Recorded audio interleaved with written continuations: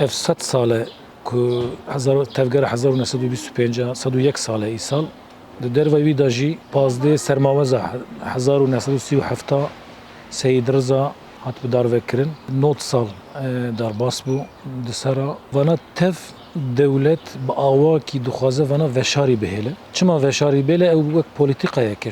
Polîtîkayê dewletên serdest bi giştî bi vî awayî nirxên gelan naxwazin ji alî gelava bê parastin.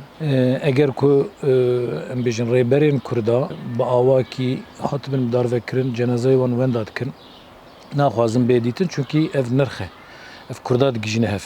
Di wî warî de hem ji bo Şeyx Saîd hem ji bo Seyid Rıza hem ji bo serhildanên me yên dinê bi giştî. Ji ber wî jî em wek komeleya Şeyx Saîd bi salaya vê daw û dozê dikin ku em pêşî cenazeya xwe bibînin. Ev rastîkî heye. Rastî bi tu away hinda nabe. Kîja wext were îlla wê rastiyê dertê meydanê. Ev dixwazî bira bê veşartin û dixwazî bira bê hindakirin jî. Rastiyekî xwezayî heye, rastiyekî gela heye, rastiyekî tekoşîna gela heye ku bi dey hezar sala ye li vî welatê tê ew kirin. Ew ê rastiyê her time bê derê meydanê. Niha dem bi dem em dibînin arşîvên dewletê dem bi dem dertênê çûbiye wan deman çi hatiye kirin, dost çawa hatiye vekirin, çawa bêhuquqî hatiye kirin, çawa însan hatine bi dar vekirin, bê ku huquq pêk bê. Gelek mînak û nimûne hene ji xwe. Ev jî êş û êşek gelek mezne ji bo gelê Kurd, bi giştî ji bo gelê Kurd. Nihal kêdrê goşê dünyayê kîja Kurd dijî gava ku tu behsa Seyid Rıza û Şeyx Saîd û hevalên wan dikî dilê wan diêşe ji ber ku cîkî tune. Ev 40 sale 50 sale tekoşînek li Kurdistanê heye. Gelek însanê ku di vê tekoşînê da jiyana xwe dane, cangorî bûne ciyê wan nediyar e. Dêw, bav, xwişk, bira, jin tev li benda van ciyan e. Ev jî tu bikînekî dilê Kurda diêşîne. Ayrıca dem bi dem dema ku hinek belge, hinek em bêjin wêne, hinek tişt dertênê meydanê, hinek birînê Kurda jî teze dibin. Wekî ku ev demek e çend roj e wêneyê dîtbarî yê Seyid Rıza û hevalên wî bi darvekirina wan derket meydanê. Ev ya bi du awayê em karin şîrova bikin. Yek jê ji xwe me got rastî yani tebiatkî rastî heye ku bi tu away veşarî namîne. Yek jê ew yê dî jî ev wêne çima derketin.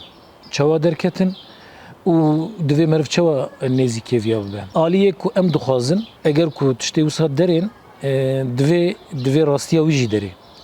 Divê cenazeyê van rêberên Kurda teslîmê wan bêkirin, teslîmê malbatê wan bêkirin, teslîmê gel bêkirin. Em hêvî dikin ku bi van em bêjin belgeyên ku dertênê bi awakî rastiyê dinê jî li dû derên. Ji xwe bi tekoşînê her tiştê kirin.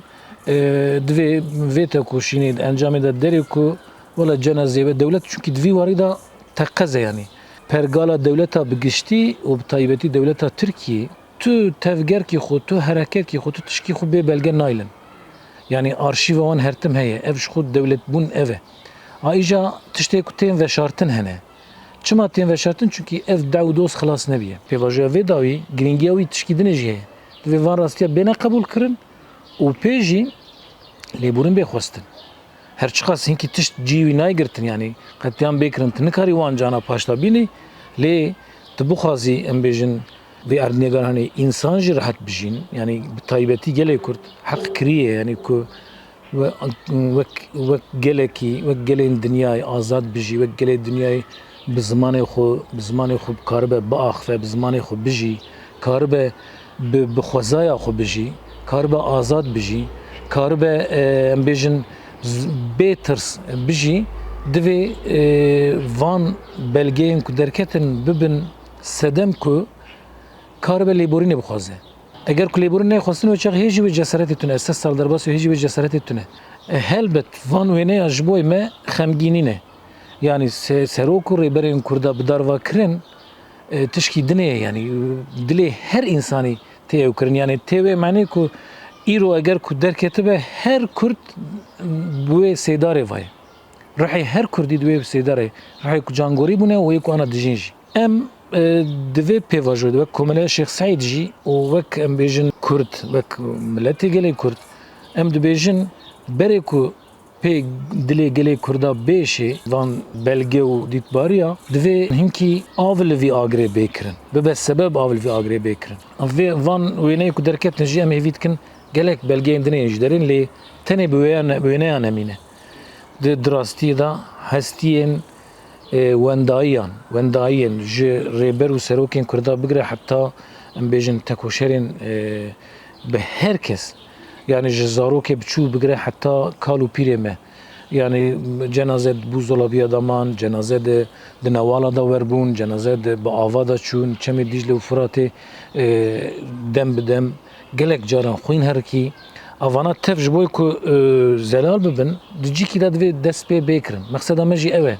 Yani wek Komeleya Şêx Saîd jî di dema erdhejê da jî erdheja giştî wek Komeleya Şêx Saîd em çûn warê Seyîd Riza, em çûn geriyan yani gel go torunê Şêx Saîd û torunê Seyîd Riza eger ku bigihên hev ve şaxê rastiyayê derên meydanê.